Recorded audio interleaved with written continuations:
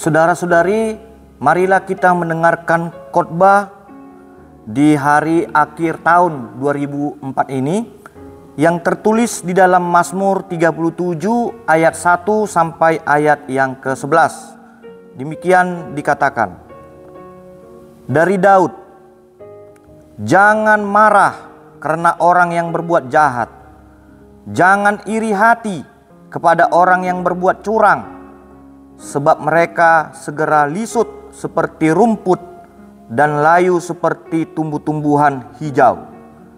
Percayalah kepada Tuhan dan lakukanlah yang baik.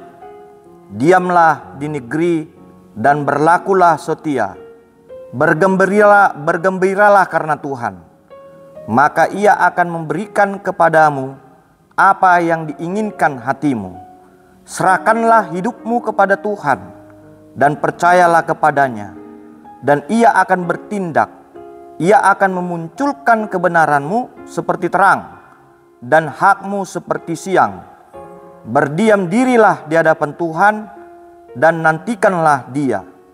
Jangan marah karena orang yang berhasil dalam hidupnya, karena orang yang melakukan tipu daya. Berhentilah marah dan tinggalkanlah panas hati. Jangan marah, itu hanya membawa kepada kejahatan. Sebab orang-orang yang berbuat jahat akan dilenyapkan, tetapi orang-orang yang menantikan Tuhan akan mewarisi negeri. Karena sedikit waktu lagi, maka lenyaplah orang fasik. Jika engkau memperhatikan tempatnya, maka ia sudah tidak ada lagi. Tetapi orang yang rendah hati akan mewarisi negeri dan bergembira karena kesejahteraan yang berlimpah-limpah. Demikianlah firman Tuhan. Di momen akhir tahun 2004 ini, sebenarnya kita disadarkan bahwa kehidupan yang kita jalani ini ibarat suatu perjalanan. Momen akhir tahun ini ibarat kita beristirahat dengan waktu tertentu. Setelah itu kita kembali berjalan menempuh pada tujuan dan arah yang akan kita capai. Kita tidak tahu apa yang terjadi di dalam perjalanan kehidupan kita di hari esok. Di hari esok bisa saja kita menghadapi tantangan yang lebih berat, atau sebaliknya kita mendapatkan suatu kejutan yang membuat hati kita gembira dan mendapatkan seluruh impian di dalam hidup kita. Pengalaman di dalam perjalanan yang telah kita lewati di waktu yang lampau dapat menjadi pembelajaran untuk berjalan di hari esok. Hari esok adalah misteri yang tidak bisa diramalkan kejadiannya, yang bisa saja datang di dalam diri kita. Melalui khotbah hari ini kita diingatkan untuk tetap setia menjadi pelaku firman Tuhan. Topik khotbah ini adalah serahkanlah hidupmu kepada Tuhan. Dari nas khotbah ini kita dituntun sebelum memasuki tahun baru 2025 untuk menyerahkan seluruh hidup kita kepada Tuhan. Isi khotbah ini adalah kisah perjalanan hidup Raja Daud. Daud menasehati orang benar untuk tidak khawatir terhadap orang yang berbuat jahat, karena kehidupan mereka itu hanya bersifat sementara dan segera layu seperti rumput di bawah terik matahari. Kunci keberhasilan di dalam menjalani kehidupan ini adalah setia melakukan firman Tuhan. Jika kita mau setia melakukan firman Tuhan, maka Tuhan Allah pun memberikan apa yang kita inginkan di dalam hati kita. Allah akan selalu beserta orang yang benar dan menunjukkan keadilannya. Marilah kita fokus untuk melakukan firman Tuhan. jangan pernah tergoda melihat kehidupan orang yang jahat. Saudara-saudari, banyak orang yang tergoda dan berpikir bahwa tidak mungkin bertahan dan menjadi orang yang berbahagia di dunia ini jika terus bertindak jujur, jika terus bertindak benar dan baik tanpa melakukan kecurangan-kecurangan.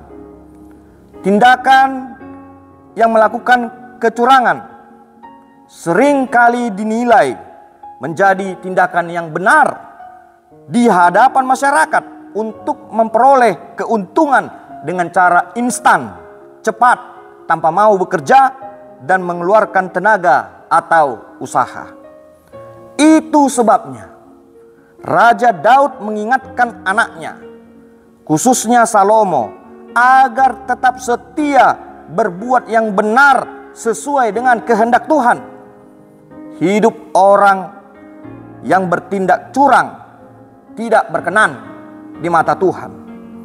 Apapun yang kita lakukan dengan cara curang, seperti memfitnah, menipu, dan mencuri, pasti Tuhan mengetahuinya. Tidak ada perbuatan yang kita perbuat di dunia ini tidak Tuhan ketahui.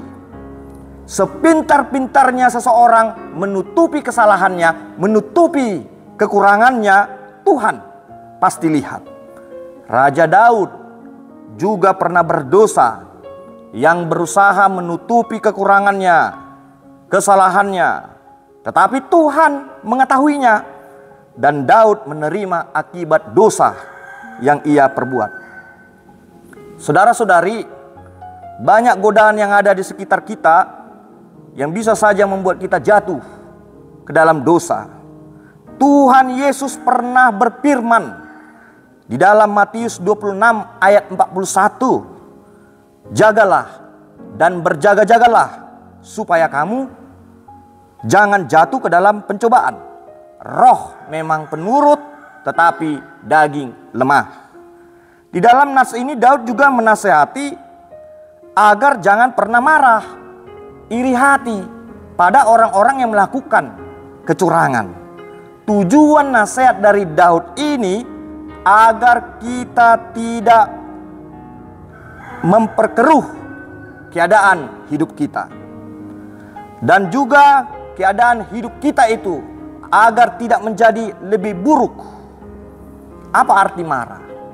Apa arti iri hati yang dimaksud di dalam nas ini?